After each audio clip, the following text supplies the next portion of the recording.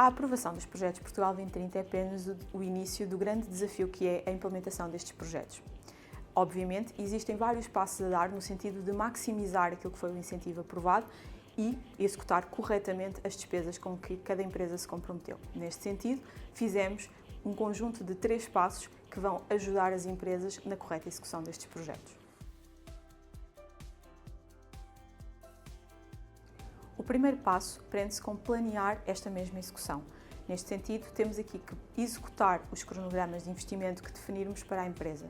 Não é obrigatório manter o cronograma definido em candidatura, mas é importante garantir que no primeiro passo, que é a assinatura do contrato de incentivos, exista desde logo o compromisso com uma data de início e de fim que permitam a realização de todos os investimentos.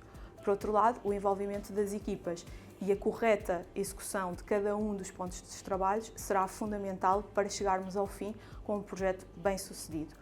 Paralelamente, toda a documentação prévia à candidatura e durante a execução deve ser devidamente armazenada, organizada e tratada no sentido de garantir o controle que depois será necessário demonstrar perante os organismos financiadores. O segundo ponto prende-se com a apresentação dos pedidos de pagamento que, de acordo com as normas do Portugal 2030, podem contemplar adiantamentos, reembolsos e pedidos de pagamento final. Relativamente aos adiantamentos, é possível apresentar um pedido de adiantamento até 50% do incentivo aprovado, mediante a atribuição de uma garantia bancária. Estão excepcionados os pedidos de adiantamento automáticos com o termo de aceitação, que dizem respeito a apenas 10% do incentivo aprovado. Outra modalidade prende-se com os adiantamentos contra a fatura, os quais, obviamente, incidem sobre faturas que foram emitidas, mas não pagas, e exigem o comprovativo de que foram efetivamente pagas 30 dias após a recepção do incentivo por parte das entidades financiadoras. A segunda opção prende-se com os pedidos de reembolso. Aqui estamos perante despesas que estão sustentadas em faturas já emitidas e pagas, sobre as quais vamos então solicitar o respectivo incentivo. Estes pedidos de pagamento podem ser realizados com qualquer periodicidade, sendo que têm um mínimo de apresentação de despesa de 10% face à despesa aprovada em candidatura.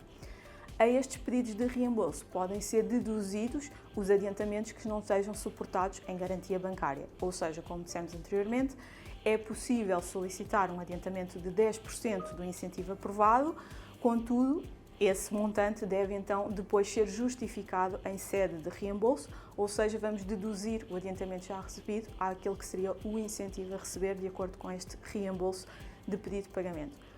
Por fim, temos os pedidos de pagamento final, que, como o próprio nome indica, ocorrem no final do projeto e têm apenas como objetivo o acerto entre aquele que é o montante efetivamente a receber pela empresa e os montantes que esta recebeu até à data.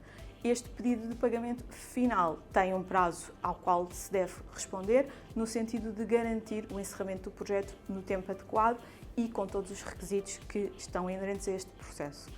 Em todo este dossiê de acompanhamento, é importante referir que é importante a empresa ter todos os documentos que suportam as despesas, nomeadamente as faturas, os pagamentos, ordens de encomenda, extratos bancários e toda a documentação que se associa a cada um dos trabalhos desenvolvidos.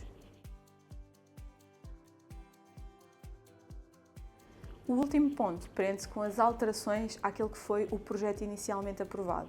É muito comum e cada vez mais recorrente que ao longo dos 2 anos ou por vezes mais de execução de um projeto possam surgir alterações ao investimento, à estrutura da empresa ou até àqueles que seriam os seus objetivos no momento da apresentação da candidatura. Algumas destas alterações são viáveis e podem ser feitas, outras podem ser mais críticas e exigem aquela que é a aprovação prévia do organismo financiador. O que é importante é que elas sejam comunicadas atempadamente. Existe efetivamente a preocupação de as demonstrar perante o organismo, solicitando, sempre que for o caso, estas mesmas alterações pelas vias formalmente aceites. Uma questão que é sempre muito importante prende-se com a execução dos indicadores. É muito difícil de alterar, é possível fazer esse pedido, mas deve ser algo que as empresas devem contemplar ao longo da execução, ou seja, anualmente fazer esta avaliação e garantir que se aproximam daqueles que foram os seus indicadores de realização e de resultado com que se comprometeram no momento da assinatura do contrato de incentivos.